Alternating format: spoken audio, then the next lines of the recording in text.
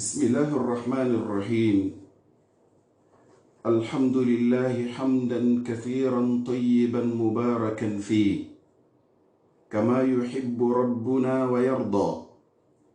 له الحمد جل وعلا بالإيمان،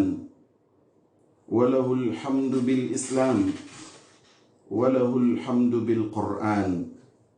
وله الحمد بالمعافاة، له الحمد سبحانه بكل نعمة أنعم بها علينا في قديم أو حديث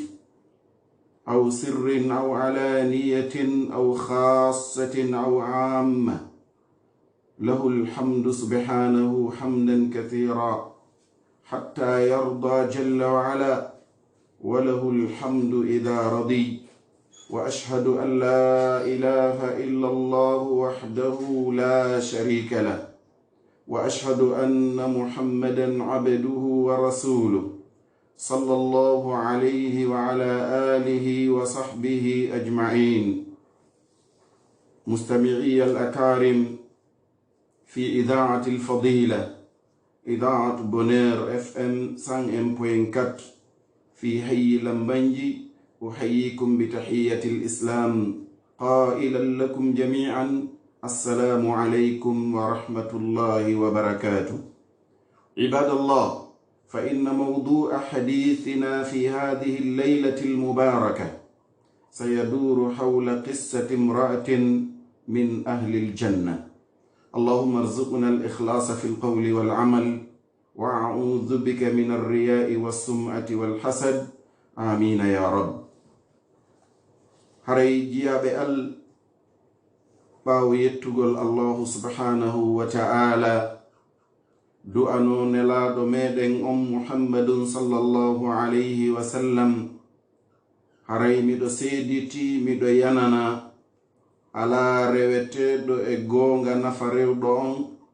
lorra mo rewali si wona allah subhanahu wa ta'ala, kanko tun kafidaɗo alanamu. miɗo seediti muhammadu ko jiyaɗo allah nelaɗo makko. yo allahu on ɓeydutu jam e kisiye e hoore oɗo nelaɗo, ɓeydita e hoore ɓeygure makko e wondiɓe makko ɓe dendagal. ɓaawo ɗum, musidɓe an heɗitiɓe lan e oɗo radio hebbinaɗo barki, radio moƴƴere, radio Bonheur FM 101.4 e nder oɗo quartier Lambanji. miɗo hiwro on hiwrandu islam nokku ka wonɗon. miɗo wi'ana on assalamu aleykum wa rahmatullahi wa barakatuh. ko onon yo jiyaɓe ande toɓɓere windande meɗen nden hande,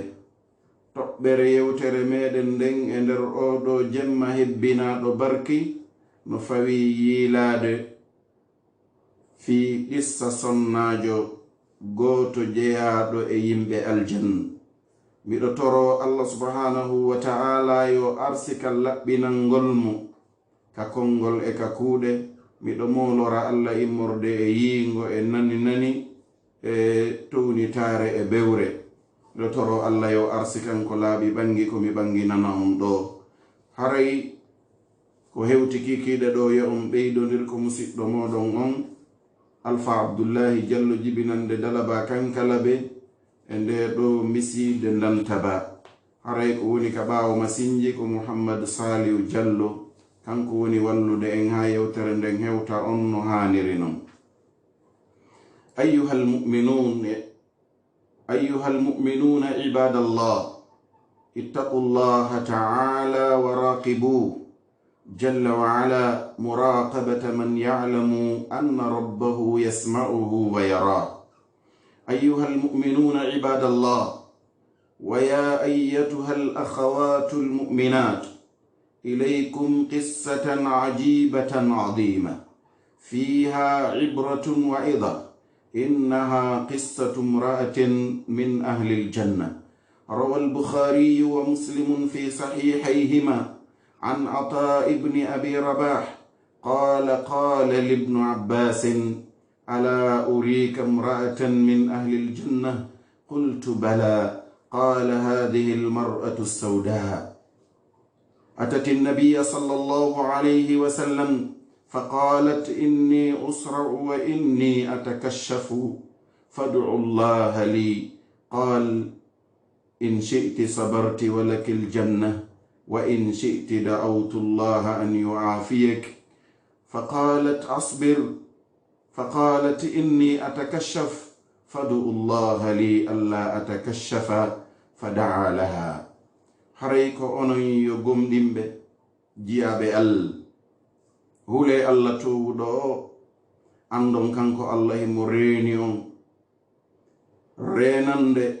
tombodiral ngal tawata on mo tawata kañum himo andi wonde joomi makko no nande mo no reeni mo ande ɗum hulemo kanko Allah ko onon yo gomdimɓe jiyaɓe Allah ko onon yo bandiraɓe gomdimɓe jaɓe ɗo qissa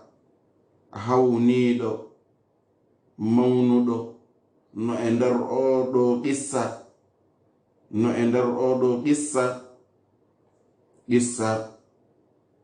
e nder makko tasakuye no e nder makko waaju. On noon qissa ko qissa sonnaajo jeyaaɗo e sonnaaɓe ɓen ka aljanna, ko sonnaajo jeyaaɗo e yimɓe aljanna. Imamul Bukhari e Imam Muslim ɓe fillike ka defte maɓɓe selluɗe ɗiɗi immorde Ata ɓiɗɗo Abi Rabah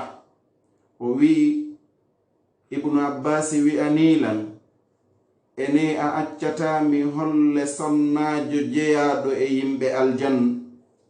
Mi wi o woye mi acca yeetoɗalan. O wi ko o sonnaajo ɓaleejo ɗo mo reenuɗa, o ɗo sonnaajo ko jeyaaɗo e sonnaaɓe aljanna. Fihi mo ɓawli haɗaali mo wonde jeyaaɗo e yimɓe aljanna. Oɗo sonnaajo o arno ka nelaaɗo Allah sallallahu alayhi wa sallam o wi ko an yo nelaaɗo min miɗo faɗɗe, si mi faɗɗaama mi wirtoto toranolan Allah,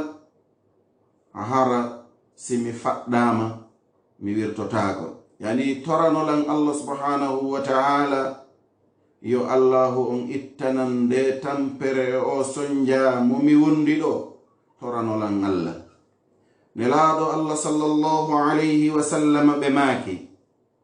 si tawi hiɗa faala muññoɗa ma ya naata aljanna. Si tawi kadi hiɗa faala mi toranoma Allah o dikkine subo ko ɓuran mawo. Ndare o sonnaajo ɗo hay ko sonnaajo mo haqqille muɗum ɗen bonata o yana o faɗɗe. Oɗo sonnaajo o wi ɓaynelaɗo maaki muñño si a muññike a wondi e o sonjaɗo a tawoyi Allah ama yaynata aljanna. Sonnaajo o wi nelaɗo mi muññoto awa joni hay sa toranakilan yo mi ndikku mi muññoto e o sonja e nde tampere nde mi wondi ɗo. Sonnaajo o wi kono non nelaɗo Allah mi wirtoto si mi faɗɗama mi ponto pantannike linci an ɗen iway e an mi wirto yeeso worɓe janamɓe ɓen. Nelaɗo toranoɗan Allah hara joni si mi faɗɗama mi wirtotako yeeso worɓe janamɓe ɓen. Sonnaɓe suddiɓe jente moƴƴa oɗo qissa jentoronmo fi Allah ko ɗum si wawon hutorde ko wonɗon nande ɗo kon. Yo Allah waɗu barke konguɗi wonaɗi wowlede ɗo ɗi. Haray toranolan Allah o wi ɗum ɗo hara joni si tawi woni mi yani mi faɗɗama lince an ɗen iwata e an worɓe janamɓe ɓen yi'a ɓandu an ɗum. أيها المؤمنون ويا أيتها الأخوات المؤمنات لنتأمل في قصة هذه المرأة العظيمة. فهذه المرأة معها إيمان وصدق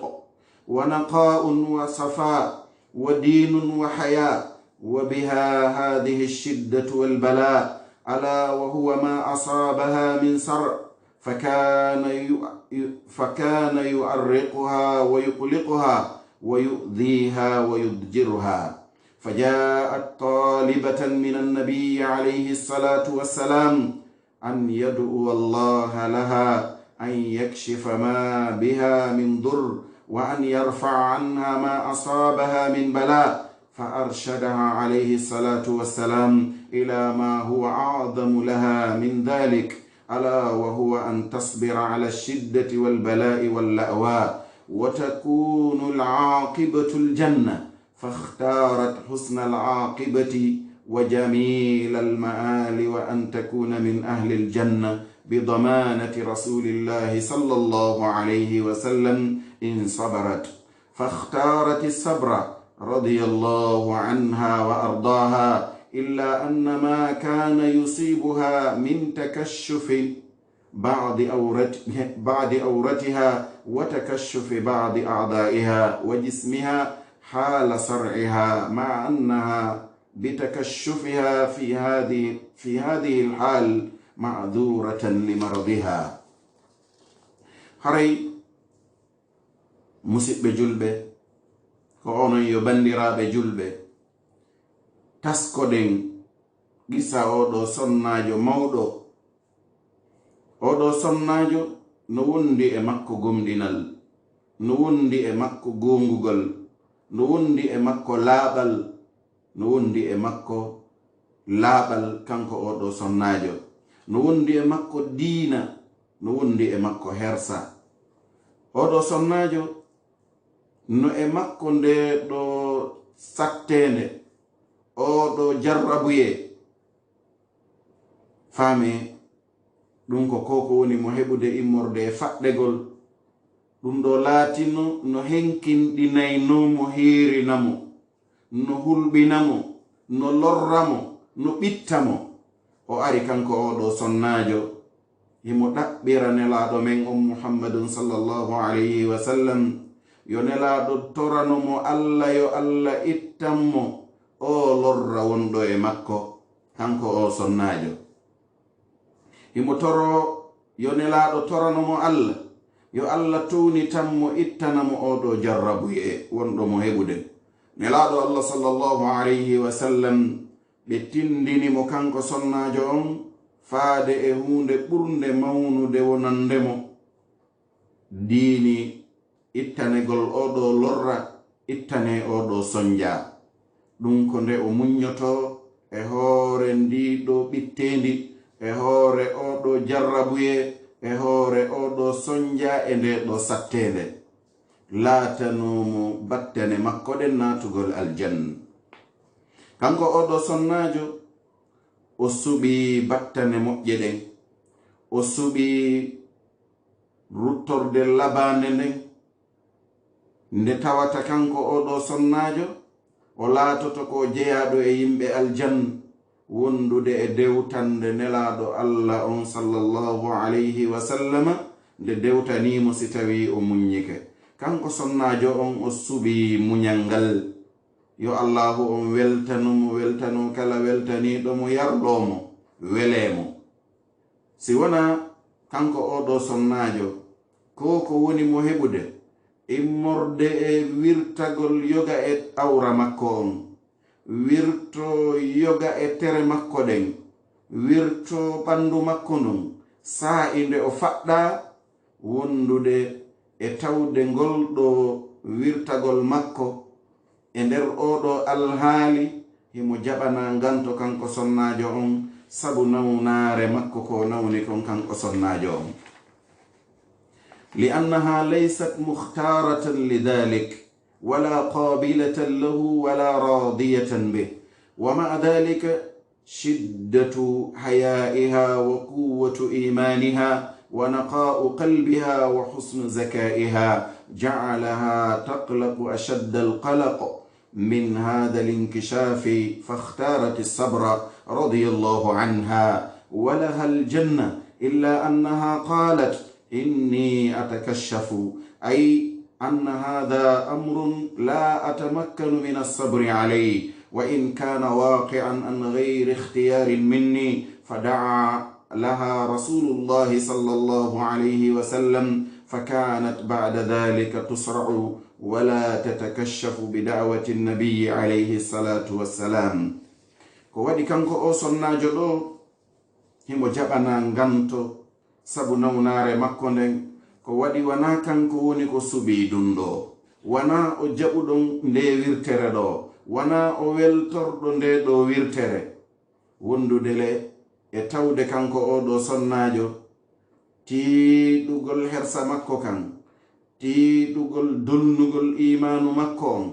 laaɓugol ɓernde makko nden moƴƴugol laaɓal makko ngal ɗum waɗimo kanko sonnajo on himo huli ko ɓuri tiiɗude e kulol immorde e ngol ɗo wirtagol yeesa worɓe janamɓe ɓen o suɓi muññagol ngol yo allahu on yarlomo kanko oɗo sonnajo hara no wodanimo aljan e hoore ɗum no wodanimo aljan si wona tun kanko sonnajo on hayfi o tamƴinike wonde nelaɗo maki o heɓay aljanna so muññike kono kanko sonnajo on o wi nelaɗo inni atakashafu nelaɗo min miɗo wirto simi yani simi faɗɗama mi yani mi wirtoto nelaɗo allah ayi koko honimo heɓude ɗo nde ɗo hunde wawata muññade e hoore mayre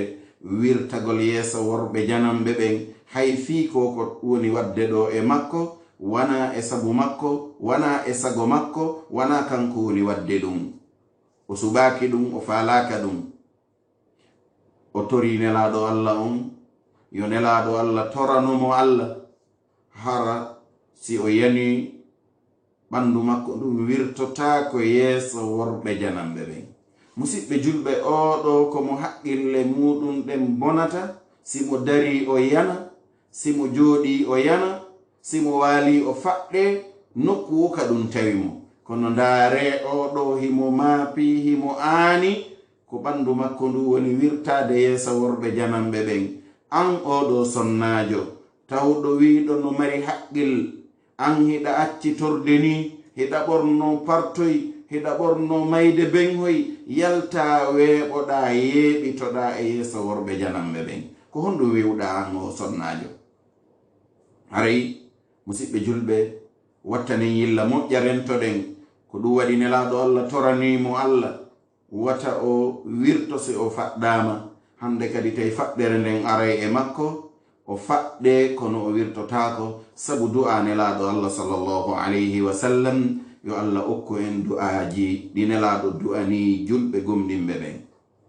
ma ahwaja almar'ata almuslimata ila da'watin sadiqatin taltaji'u biha ila allah subhana an yu'idaha min an tatakashafa wa fi du'a allahumma astur awratina wa amin rawatina haray ala ko ɓuri haton jinde e torare e du'a gunguɗo ko on tigi hino bakito e mum ha hewtaka allah subhanahu wa ta'ala toro allah yo allah subhanahu wa ta'ala dandu ɗum kanko sonnajo julɗo on yo dandumo wirtagol e yeeso ɓeɗo worɓe janamɓe no jeeya e du'aji ɗi sonnajo on waɗata fi yo allah dandumo nde ɗo wirtere oɗo du'a mi jangitotomo allahumma astur awratina wa amin rawatina allah surran men gundoji amen ɗin surran men gundoji amen ɗin holnamen e koko men huli ɗum ɗo neɗɗo on sonnajo on no hani du'ade oɗo du'a sa'i kala sono kala fiyo allah dandumo wirtere e yeeso ɓeɗo worɓe janamɓe أيتها الأخوات المؤمنات إن قصة هذه المرأة قصة عظيمة تروى في المكارم الأخلاق وجميل الصفات ومحاسن القيم وجمال الحياة ونقاء القلب وصفائه. نعم، قالت يا رسول الله إني أتكشف فادعوا الله لي ألا أتكشف. فكان هذا التكشف الذي يقع عن غير طوع واختيار وعلى وضع لا ملامة عليه فيه، كان تكشفا يعرقها ويقلقها إذا كانت هذه حالها، وما أكرمها من حال وما أعظمه من وصف، فكيف الحال بامرأة تتكشف مبدية محاسنها مظهرة مفاتنها مبرزة جمالها مع طوعها واختيارها غير مبالية ولا مكترثة لا بحياء ولا إيمان تسمع آيات الله وتسمع أحاديث رسول الله صلى الله عليه وسلم وتسمع ما في التبرج والسفور من وعيد وتهديد فلا تبالي بشيء من ذلك ولا تكترث بهذا الأمر. حريكو أنا يبندر بقوم دمبه عند قصة أودو سناجو ko qissa mawɗo oɗo no fille o qissa ɗo no fille e nder jikkuji mawnuɗi ɗin e nder sifaji labaɗi ɗin e jikkuji moƴƴuɗi ɗin e hersa labaka kan e laaɓugol ɓernde nden e hentagol ɓernde nden. hi sonnajo on o wi ko ayyo nelaɗo al min miɗo wirto si tawi mi faɗɗama mi wirtoto torano lan Allah hara mi wirtota ko hande kadi yeeso worɓe janamɓe ɓen. laatino noon nde ɗo wirtande wonde waɗde oɗo sonnajo wona e hoore yiɗe makko wona e hoore suɓande makko wona e hoore ɗum ɗo ko woni wadde ko e hoore mbaadi ndi tawata felore ala e mum fawakimo e mum ko wirtande nde tawata no henkinɗinamo hiirinamo ƴeñƴinamo hulɓinamo si tawi laatike ko ɗum ɗo woni alhaali oɗo sonnajo ala noon ko ɓuri teddude wona oɗo alhaali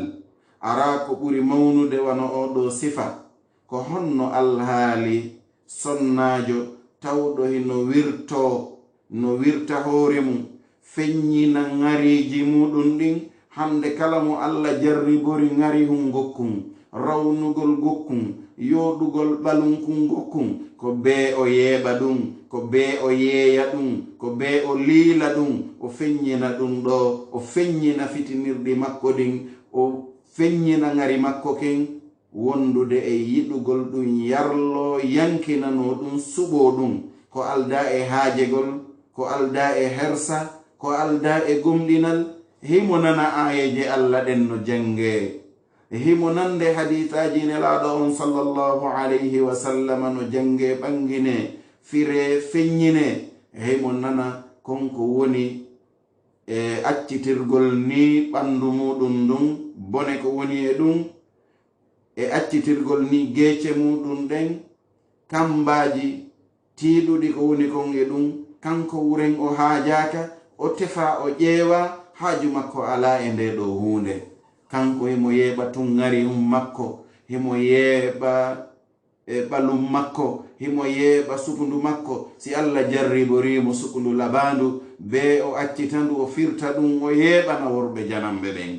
haray sonnaɓe wattani yilla ɓeyde hulugol Allah subhanahu wa ta'ala ɓeyde ɓattitagol Allah pottitoɗon e ɗiɗo boneji.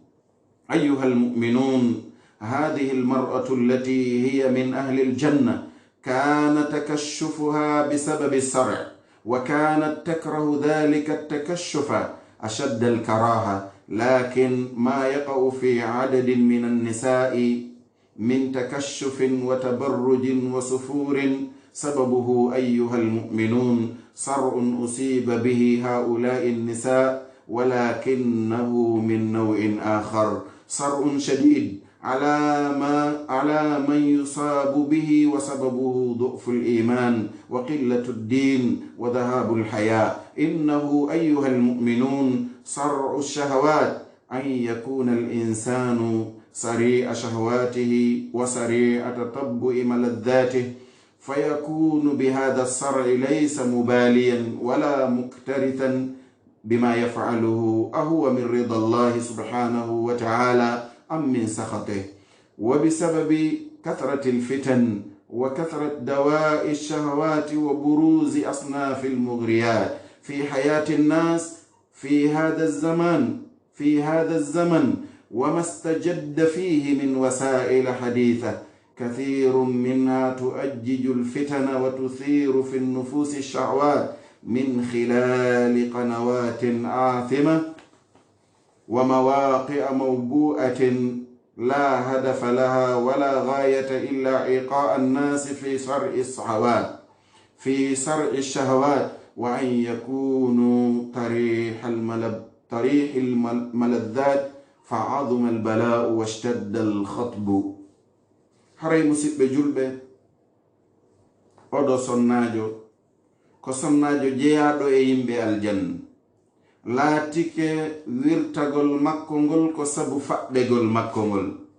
o laatino himo añi ɗum ɗo hattirde e añugol. ko woni tun ko woni wadde non hande e nder sonnaɓe ɗuuɗuɓe immorde e wirtagol e accitirgol ni ɗalli mum e accitirgol ni geece mum e ko'e mum, sabu muɗum on ko onon yo gomɗinɓe ko faɗɗere wonde heɓude ɓe hara ko e mbaadi goo. ko sabu ɓeɗo sonnaɓe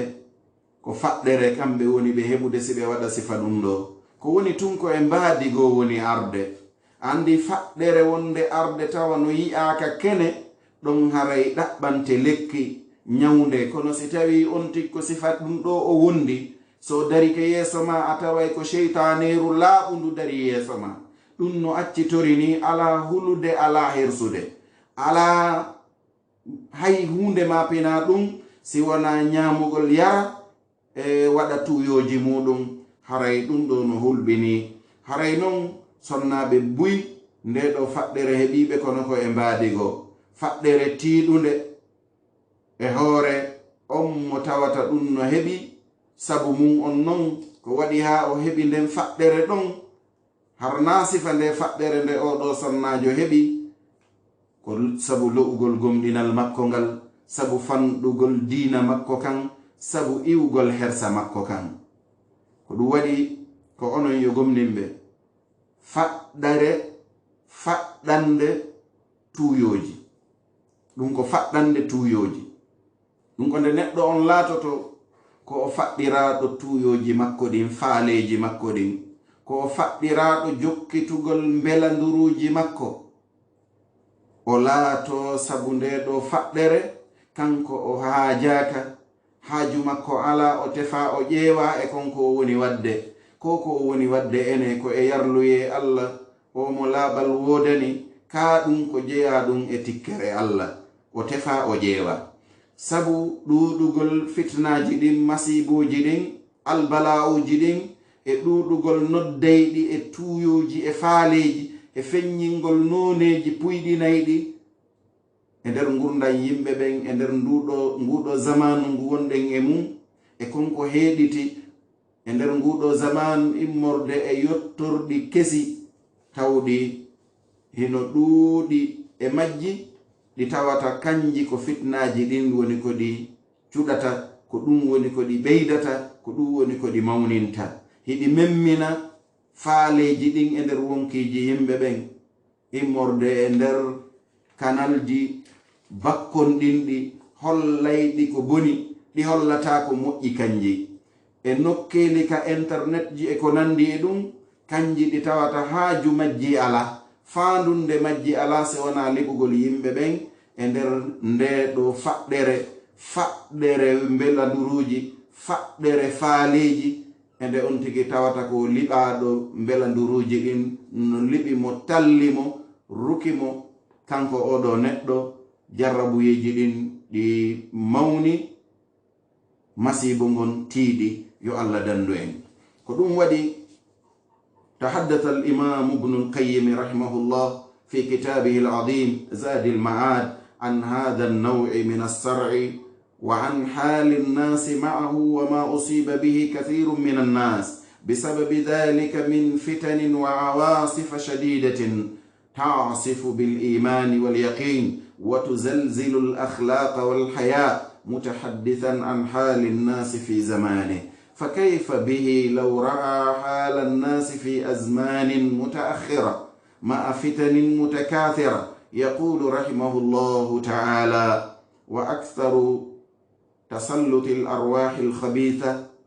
تكون من جهة قلة دينهم وخراب قلوبهم وألسنتهم من حقائق الذكر والتعاويذ والتحسنات النبوية والإيمانية، فتلقى الروح الخبيثة الرجل أعزل لا سلاح معه وربما كان عريانا فيؤثر في هذا. هري إمام ابن القيم رحمه الله هبه يوتا إنرني دفتر مأبه مونده ويأتين زاد المعاد جوبر وطردن هبه يوتا في صفة فقدن دو كم ابن القيم alhaali yimɓe ɓe tawata no wondi e nde ɗo faɗɗere ɓen ɓe tawata heɓi ɗum ko ɗuuɗi nde ɗo faɗɗere heɓi ɗum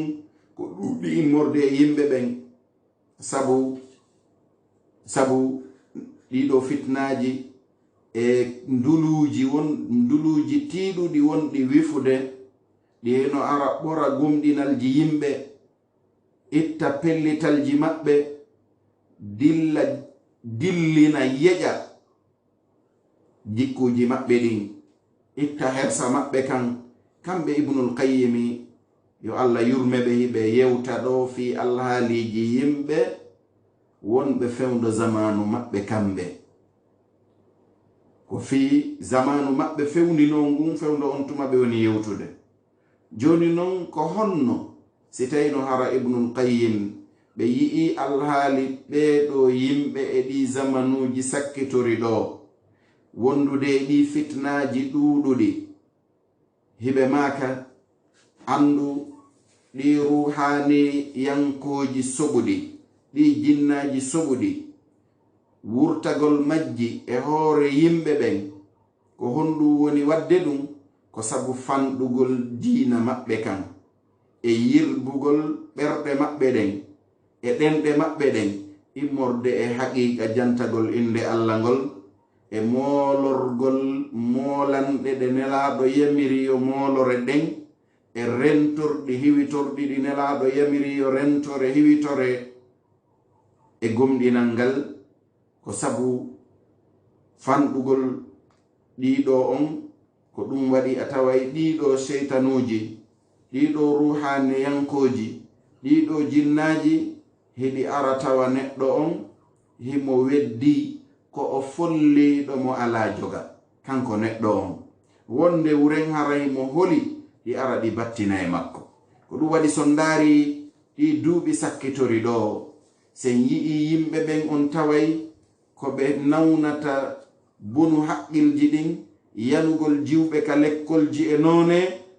ko ɗuɗɗini ɗum ko sabu fanɗugol diina maɓɓe kan e angal waɗugol adkarji ɗin e angal hulugol Allah subhanahu wa ta'ala on tigi no ɓoori haa laaɓi no wuji nebbe no uuri immi ke yehi kanji kadi hiɗi faanude hiɗi ɗaɓɓitude koko fuu faala kon ɗi faala ha on hawrondiray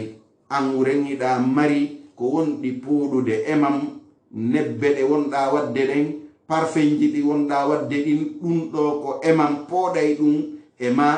ɗum woni addude hande sondari jiwɓe ɓen no yanirani école ji ɗin nokkeli fuu mo kala no accitori ni ko addi ɗum ibnul qayyim ɓe maaki ko sabu yimɓe ɓen ɓe tertike jantagol inde Allah ngol ɓe tertike moolorgol Allah ngol ɓe tertike hiwitorgol hiwareji ɗi nelaɗo on yamiri du'aji ɗi nelaɗo yamiri yo neɗɗo on hiwitoro se dari ɗen mari deftere himmunde tawde julɗo fuu hana sertude e mayre nde deftere nde ɓe innata hisnul muslim tata julɗo on ka o naatata tawa so naati ɗon ko boni wawamo hewtude haray noon ɗeɗo no joga kono jama on no welsidi e muɗum haray ko ɗum waɗi joni noon si tawi woni en faalama ñawdude ɗum ɗo ibnul qayyim ɓe maaki si tawi neɗɗo on o faalama ñawdude nde ɗo faɗɗere haray ko honno o ñawdirta faɗɗere nden koyo hiɓɓudir haqqille makko sellude ɗen wondude e gomɗingol ko nelaɓe ɓen addi kon e nde laatoto aljanna on e yiite ngen hino yeeso gite makko ɗen ko ɗon woni qibla ɓernde makko nden ko e ɗum fewti. So o waɗi ɗum ɗon dandaymo e ɗiɗo fitnaji, dandaymo e ɗiɗo boneji, arta ka Allah subhanahu wa ta'ala accita ko boni kon, rento e ko boni kon. Jonnon sen ndaari on tawa yimɓe ɗuuɗuɓe hande nde ɗo faɗɗere no nangi ɗum, faɗɗiregol mbelanduruji faaleji, kañum ko yo heɓu tun aduna on no woniri wuka rewangal wu, kala ko o yi o ɓornoto, kala ko o noddinotaki o ñaamay, piiji ɗin fof o waɗay, o tefa ko tonga, o tefa ko tongaka. ɗum ɗo nde ɗo faɗɗere si neɗɗo woni e nde ɗo, yimɓe ɓe ñawdatamo, ko waɗi ɓe andata, ɓe yiyaymo, ɓe sikkaymo selli, tawa himo nawni nawnare, sitta o yanowo faɗɗe to on ɗon bete yimɓe ɓen no andi himo yande, ɓe ɗaɓɓanaymo lekki, kono o ɗo himo sikki himo selli, tawi noon o sella. haray ko wattangol yilla e ɗum ɗo moƴƴa musidɓe julɓe, rento e hula Allah subhanahu wa ta'ala. ha joni wuren yimɓe ɓen fuu ko ɓuri ɗuɗude ukkike e ɗum ɗo fuu no faɗɗa nde faɗɗere ɗo, haɗowo ala, añowo ala, mo yiɗa wo kañum e oɗa ɓay si tawi on tigi no wadde ko boni kon, an kadi yiɗa wadde ko boni kon, a wata haɗude mo, o watama haɗude, on fof ko laawol gotol jokkuɗon. ko ɗum waɗi haray musidɓe julɓe, geren rentoɗen e ɗiɗo boneji, tertoɗen ɗiɗo boneji, arten ka Allah subhanahu wa ta'ala, toroɗen mo kanko Allah yo wallu en, yo dandu en. ko ɗum waɗi musidɓe julɓe, si tawi Allah falanama oɗo jiyaɗo, falanama mo moƴƴere, kanko o ɗiwtay o dikka e nde ɗo faɗɗere, on tuma o ndaara o yi'a ɓiɓɓe aduna on no faɗɗa takko makko, ka sengo ñaamo e kanano e hoore luutondirgol kippodiji maɓɓe ɗin. no e maɓɓe on mo tawata feetere nden liɓi ɗum hippi few, no e maɓɓe on mo tawata himo dikka nde wonde seeɗa o yilto arta e makko feetere nden kadi, nde wonde a fotta e makko tawa feetere makko nden no hakkindi, fottoya e makko kadi tawa jaka feetere nden no jaali, no fanti e hoore makko. no e yimɓe ɓen on mo hino dikka nde wonde, o feeta nde wonde, si o feeti woni ha o dikki, o golla golleji yimɓe dikkuɓe, yimɓe marɓe hakkil, neɓata o yiltito e makko, arta e makko faɗɗere nden, o yana kadi e nder fawñanɗe ɗe wonno ɗen e mum. haray musidɓe julɓe, ndaari hande a fottay e goɗɗo ɗo sonnajo helli faaɗo, himo waɗi sanke laaɓude, himo yalti himo jindude, yiyamo himo waɗi mayde bengu, oɗo himo waɗi coñcoy ka hoore koppi makko, ka hoore buse makko fowno e kene, si goɗɗum yananimo ta o wata turade o hocca. ɗum ɗo ko feetere ni, haray oɗo sonnajo wonnoɗo faɗɗede no ɓuri oɗo marde hakkil. ndaare oɗa kanko ko honɗum o wino, o wi min miɗo wirtade, nelaɗo toranolan Allah hara mi wirtotako. yaqulu dhalikum rahimahullahu ta'ala, walam yara دواء الفتن وما استجد على الناس في مثل هذا الزمان مما يعصف بالإيمان ويخلق الأخلاق ويذهب المروءة والحياء، ومن لم يأخذ نفسه بزمام الشرع ويزمها بزمام هدي النبي عليه الصلاة والسلام، وإلا كان من صرع هذه الآفات وقتل هذه الفتن وطريح هذه الشهوات. haray kanko ibnul qayyim hiɓe makana en ɗum ɗo, koko yewtaɗen ɗo e nde faɗɗere e ko ñawdirte ɗum, tawi kamɓe ɓe yi'aali noddayɗi fitnaji ɗin e konko heeɗiti e hoore yimɓe ɓen e nder sifa ngu zamanu ngu wonɗen e mum, e nduluji wonɗi wifude ara bonna gomɗinalji yimɓe, bonna jikkuji maɓɓe irtaɗi, bonna neɗɗanke yagal maɓɓe ngal, bonna hersa maɓɓe kan. on mo nanginali wonki mumkin ɓoggol sharia on o humira wonki makko kin peewal nelaɗo meɗen on yo wonu e maɓɓe jam e kisiye si wona on tigi mo waɗali ɗum o laatoto ko jeyaɗo e liɓiraɗo ɗiɗo ellaji wariraɗo ɗiɗo fitnaji talliraɗo ɗiɗo tuyoji e ɗiɗo faaleji. أيها المرأة المؤمنة تأملي في حياة هذه المرأة السوداء، المرأة صادقة الإيمان عظيمة الحياة، وهي تخاطب النبي عليه الصلاة والسلام صابرة على الشدة واللأواء قائلة إني أتكشف فادعوا الله لي ألا أتكشف. إذا كانت هذه حالها خوفا من التكشف فكيف حالك أنت أيتها المؤمنة؟ إن بعض النساء أيتها المؤمنات ابتلين في هذا الزمان بانهزامية عظيمة وتحول شنيع بسبب انبهار بحضارات زائفة وتقدم قاتل، فأصبحت المرأة لا تقلد من هي مؤجبة بحضارتها إلا بتوافي الأمور وخسيس الأشياء وحقير الأخلاق، فجنت على نفسها أعظم جناية وجرت على إيمانها أعظم بلاء. حريكو أنن كو أن يصنع جغم ديندو تسكي واتنا يلا ngurdan oɗo sonnajo ɓalejo, sonnajo gonguɗo gumdinal, sonnajo mawnuɗo hersa, sonnajo arɗo no yewtanelaɗo Allah on sallallahu alayhi wa sallam. kanko ko o muññiɗo e hoore sattende e ɓittendi ndi o woni heɓude ndin e ngol ɗo faɗɗegol, ko o wiwɗo nelaɗo Allah min miɗo wirto deysi mi faɗɗama, toranolan Allah yo nelaɗo Allah, toranolan Allah hara si tawi woni mi faɗɗama lince am ɗen iwata e han mi wirto yeeso worɓe janamɓe ɓen. ndaari o sonnajo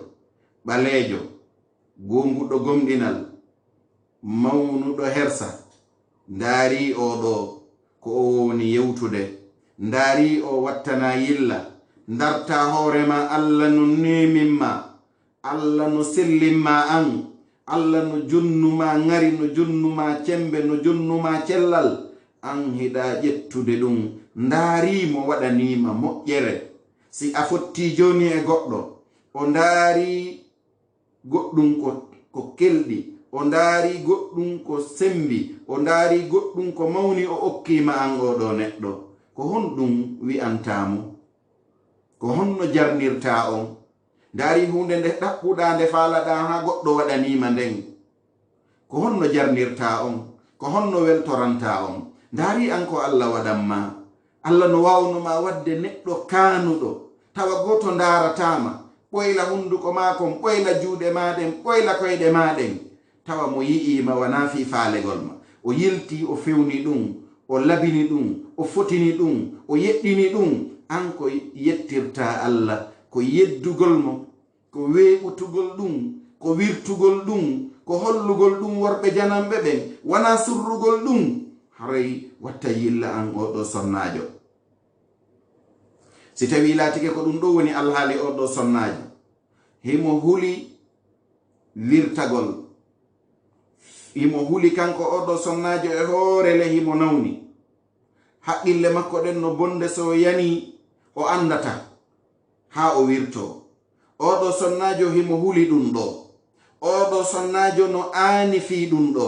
oɗo sonnajo no maapi nde wirtande ɗo, an oɗo nyoruɗo ɗum ɗon non, ko honno alhaali ma on an o sonnajo gomɗinɗo, sonnajo horowo sumaye, sonnajo wiyowo no juulude. a fottay e sonnaɓe ka hoore leydi men ɗo, ka saare men ɗo, ƴettoɓe tiggaje mum ɗen ukka ka nder sakuhoy wakko, ko si yanimo juulugol yiyahi mo yaltina sakuhum makko kun o fermita kun o yaltina tiggare nden o tiggo ha moƴƴa o juula so gayni o sowande kadi ha moƴƴa o wattande kasakun o wakko hoya musidɗo julɗo haray watta yilla an oɗo sonnajo miijito ko honto tawoyta Allah subhanahu wa ta'ala andu yoga e sonnaɓe ɓen ko onon yo sonnaɓe gomnimi jarriborama e nder nguɗo zamanu men folanɗe mawɗe waylitanɗe bonɗe sabu battinorgol pine oñiiɗe ndaarugol piñe yimɓe ɓe hina julɓe yimɓe hernange ɓe tawata haaju maɓɓe ala e diina haaju maɓɓe ala e hay hunde ko tawata nafayɓe jango ɓe gomɗina Allah ɓe gomɗina nelaɗo ɓe gomɗina alqur'an an jokka ɓen ɗon ñembina ɓen inna a finay pinal ngal ɓen ɗon fini tawa ɓen ko pinal oñingal ɓen ko yarande yeeso warayde ɓe wonde mum ha tawi joni sonnajo a yiyay ko ñembinta haaju makko ko woni ñentingol ñembina ko on mo tawata pinal muɗum ngal wona lesi wona fiyakuji jaasuɗum piiji jaasuɗum jikkuji ha kanko tigi o teɓani hoore makko ko ɓuri mawnude e bonnereji o pooɗani hoore makko ko ɓuri mawnude e bonnereji o pooɗi e hoore gomɗinal makko ngal ko ɓuri mawnude e jarrabuye ala faltattaqillah kullu amatin muslimatin wa kullu imra'atin mu'minatin ولتتذكروا وقوفها بين يدي الله وأن الله رب العالمين سائلها يوم القيامة عن حيائها وعن سترها وعن حشمتها وعن كل ما جاء في كتاب ربها وسنة نبيها صلوات الله وسلامه عليه هري فامي دي بندراب جلبه yohulo Allah kala sonnajo julɗo kala korɗo julɗo sonnajo julɗo yo hulo Allah kala sonnajo gomɗinɗo yo miijito daroyagol makko ngol yeeso Allah subhanahu wa ta'ala yawma la yanfa'u malun wala banun illa man ata Allah biqalbin salim ñande tay jawdi nafata ɓiɗɗo nafata nene e baba nafata ñande mo kala dogoyta oɗo mo kala doga ɗimmo muɗum on yawma yafirru lmar'u min akhihi wa ummihi wa abihi wa sahibatihi wa bani yo on tigi miijito nde ɗo ñalande kanko o sonnajo daroyagol yeeso Allah subhanahu wa ta'ala hara malaika ɓen addama saffinama والملك صفا صفا وجيء يومئذ بجهنم يومئذ يتذكر الإنسان وأنى له الذكرى ñande tawi malaika ɓen addama ɓe saffinama yiite ngen addoyama ɓe winge jolokoje capanɗe jeeɗiɗi eɗen jolokoje capanɗe jeeɗɗi jolokowal kala malaika capanɗe jeeɗiɗo kadi hara no jogii jolokowal ngal no puuɗude haray an oɗo neɗɗo miijito an oɗo sonnajo daroyagol yeeso Allah subhanahu wa ta'ala o landitoma andu kanko Allah subhanahu wa ta'ala ko o landitotoɗoma ñalande darngal fi hersa ma kan ko honno waɗɗa hersa ma kan o landitoytoma fi surrande ma nden ko honno warruɗa surrande ma nden o landitotoma fi moko bayagal ma ngal ko honno warruɗa moko bayagal ma ngal kanko o landitotoma kala ko ari ka deftere jomima o landitotoma kala ko ari ka sunna nelaɗo ma on yo wonu e makko jam e kesiye أيها المؤمنون لما أصيب بعض النساء بهذا النوع من صرع الشهوات فأصبحن طريحات لهذا الصرع جنى عليهن أنواعا من الجنايات ولهذا يرى في كثير من بلدان المسلمين وديار أهل الإيمان في أنحاء كثيرة تكشف وتبرج وسفور لا يعرف إطلاقا في تاريخ حياة المرأة المسلمة بدءا من الصحابيات الكريمات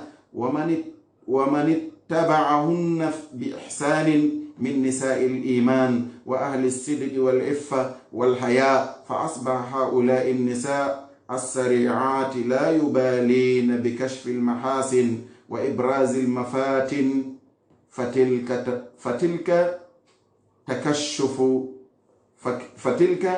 تكشف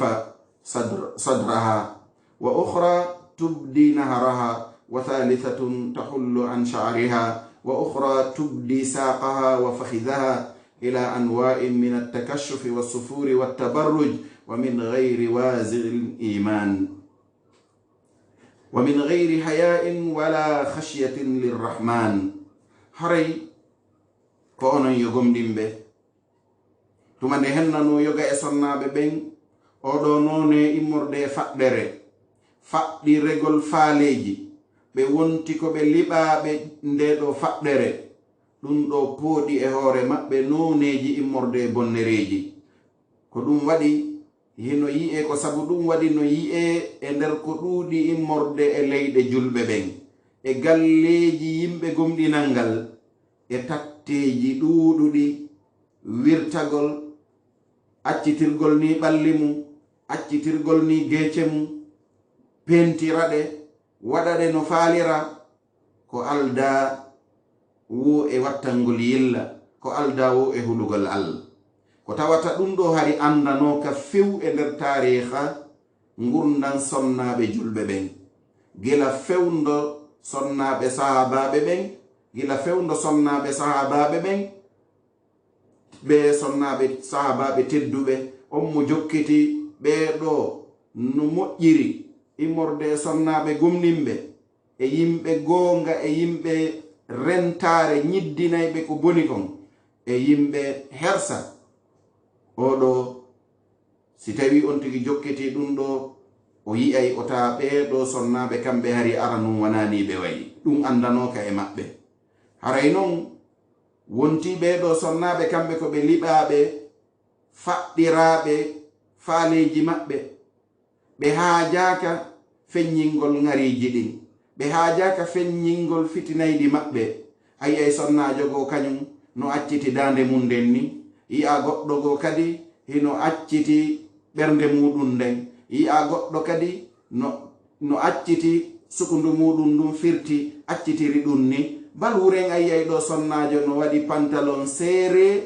hiɓɓuɗo mo faaɗuɗo himo ɓorni ɗum waɗi dolokun yilto ɗaɓɓa tiggahum fawinkino hoore ɗon. musidɗo julɗo sonnajo ko ɓornoto ko doloke yaajuɗo, doloke tekkuɗo, doloke wiiwotoɗo, doloke daasotoɗo, ko ɗum o haani ɓornade kanko sonnajo on. wona yo ñembu kala ka yiiɗon e ɗiɗo teleji, ko yiiɗon e oɗo Facebook e ko yiiɗon e nokkel, na ɗum ñemboton. ndaare ko honɗum islamu on wi'i waɗon ɗum hara a waɗali faale ma on. wata sikku a yaaday e faaleji maɗin yahu no Allah faalira non, yahu no nelaɗo Allah faalira non. yi'a sonnajo go kanko belenji makko ɗin no e kenayi mo accitiri ni belenji ɗin, yi'a sonnajo go kañum no accitini buse muɗum ɗen e noneji ɗi sifotako. ayi e goɗɗo no soodi kompule ño'i seeki fanta ha dow, tawa oɗo o susata so fewti ko masibo, so hucci ko masibo. haray musidɓe julɓe, julɗo on wanani an ko a julɗo. adduniya sijnul mu'min wa jannatul kafir. aljanna ko kaso julɗo, kaso julɗo. aduna ɗo ko kaso julɗo, aljanna kefeero. haray an oɗo sonnajo watta yilla adduniya sijnul mu'min wa jannatul kafir. aduna ɗo ko kaso ma an julɗo on, ko aljanna kefeero on. si tawi a jokki kefeero on ɗo a huwi kala ko o huwi, tawi goɗɗo sendidirta on, haray an dey ɗum moƴƴanalima an oɗo sonnajo. haray wattani yilla e ɓe sonnaɓe ɗo kamɓe ɓe miijitotako, ɓe andita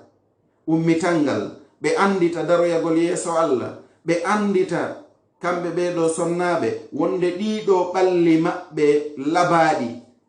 kiɗo ŋari ki Allah waɗani ɓe, ɗiɗo fitnirɗi maɓɓe,